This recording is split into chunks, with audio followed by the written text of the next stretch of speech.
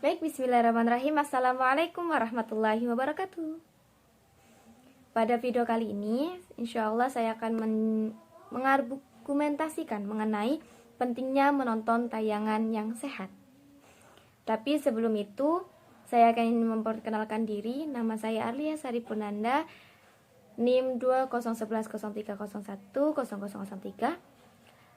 dari Prodi Komunikasi Penyiaran Islam 1. Baik, di sini saya akan menjelaskan mengenai pentingnya menonton tayangan yang sehat.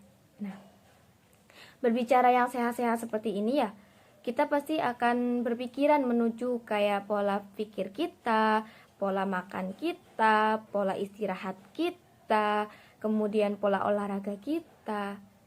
Namun, di sisi lain kita juga harus memperhatikan tayangan yang setiap hari kita lihat. Karena tayangan itu nantinya akan memicu pada perkembangan kita. Nah, tayangan juga menjadi pengaruh kesehatan mental, kemudian pola pikir kita, kemudian yang membentuk sebuah karakter pada diri kita.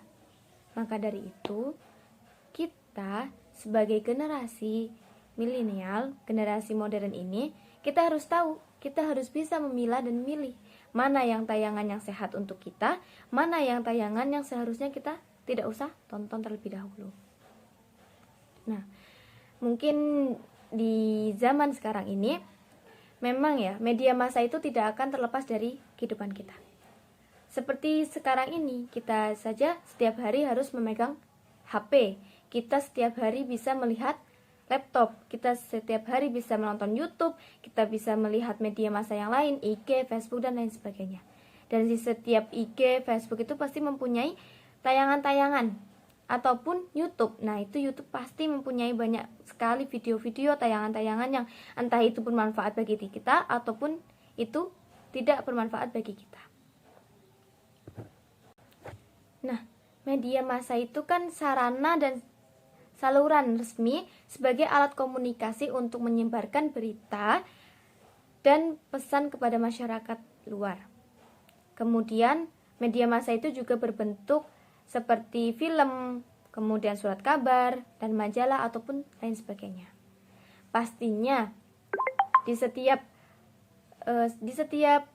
tayangan itu pasti mempunyai dampak negatif dan dampak positif.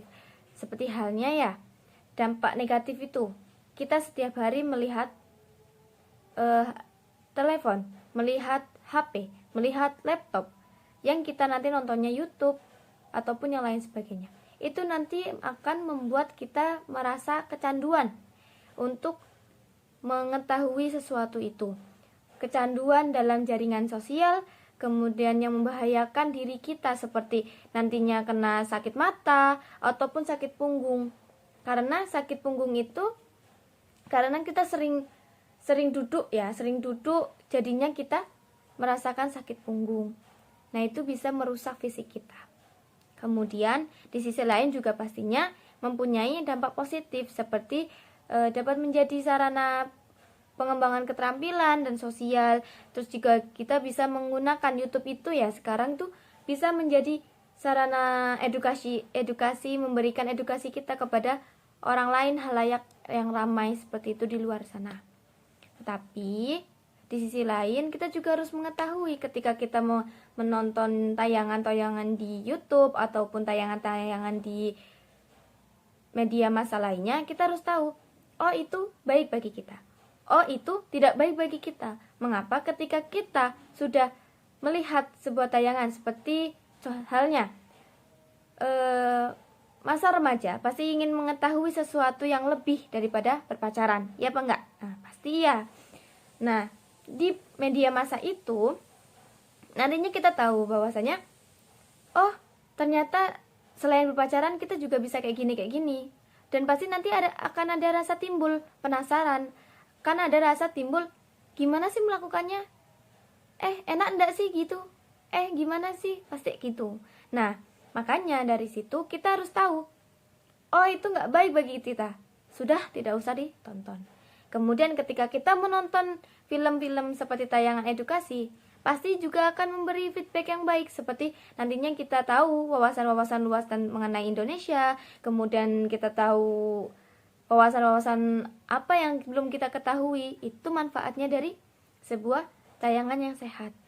Maka dari itu, kita sebagai generasi yang milenial, generasi yang mengetahui akan hal baik dan buruknya pada diri kita harus bisa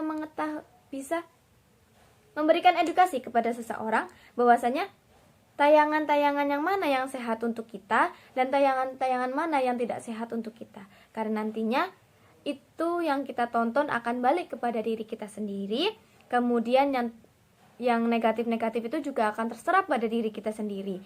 Lain halnya ketika kita menonton tayangan yang sehat, pasti hal yang positif, hal yang sehat itu akan kembali kepada diri kita sendiri. Mungkin cukup sekian dari saya, argumen yang saya berikan. Semoga bermanfaat, semoga beredukasi kepada semua yang menonton.